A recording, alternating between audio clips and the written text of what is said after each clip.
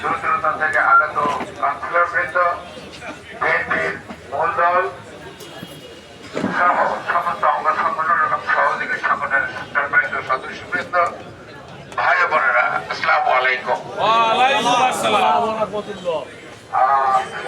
ছোট ভাই মান্নান এবং কবিরের বক্তব্যের পরে আগামীকালকের কর্মকাণ্ড সম্বন্ধে কোনো প্রশ্ন আছে বলে মনে করি না। তারপরে যদি কিছু জিজ্ঞাসা থাকে, প্রশ্ন থাকে, অবশ্যই আপনারা করবেন।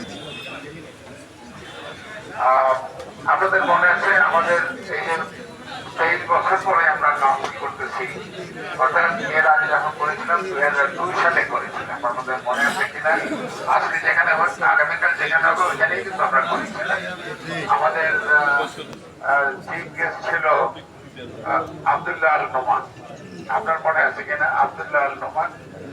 এবং ওইটা অত্যন্ত গুরুত্বপূর্ণ ছিল। 2001 সালের শেষের দিকে নির্বাচন হলো, বিএনপি জিতল, বিএনপি সরকার গঠন করলো।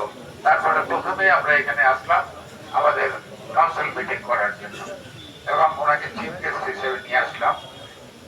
ওই নির্বাচনের আগে 5 বছর আওয়ামী লীগ ক্ষমতায় ছিল। তখন আপনাদের মনে আছে আমাদের আজকে যারা গণসভা থেকে আছেন, বিশেষ করে তাদেরকে বলছি, আমাদের শাহজাহান খান সাহেব অত্যন্ত প্রিয় বন্ধু এবং বলে উনি কিন্তু সেক্রেটারি ছিলেন এবং আওয়ামী লীগের 5 বছরে ওনার বিরুদ্ধে অনেক মামলা দিয়েছিল, মিথ্যা মামলা। ওনার দোকানে, ওনার হোটেলে, ওনার বাসায়, ওনার বিভিন্ন ব্যবসার ক্ষেত্রে অনেক হামলা হয়েছে, মিথ্যা মামলা হয়েছে। উনি শারীরিকভাবে নিগৃহীত হয়েছেন, উনি অ্যারেস্ট হয়েছেন, উনি হাজতে ছিলেন, উনি জেলে ছিলেন। মানে এখনো অন্যায় অত্যাচার ছিল না যেটা শাহজাহান খান সহ্য করে নাই। কাজী নির্বাচনের পরে এটা তার দাবি ছিল যে ওনাকে সেক্রেটারি করতে হবে।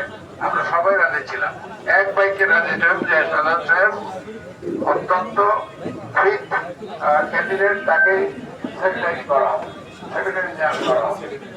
এবং সেইভাবে কিন্তু সব প্ল্যান ছিল। কিন্তু কাউন্সিলে আমরা যখন বসলাম, ওই যে বলে না বিনা মেঘে বজ্রঘাত, ওরকম একটা ঘটনা ঘটল। শাহজাহান খান যাকে আমরা সেক্রেটারি করবো, সে নিজেই দাঁড়িয়ে বললো যে উনি প্রস্তাব করছেন আরেকজনের কথা, যে তাকে সেক্রেটারি করা হোক। সবাই তো একেবারে হা করে তাকে ঠিক বলে, আরে উনি তো সেক্রেটারি হওয়ার কথা। আমরা তো সবাই মনে মনে ঠিক করে আসছি যে উনি সেক্রেটারি হবে। কিন্তু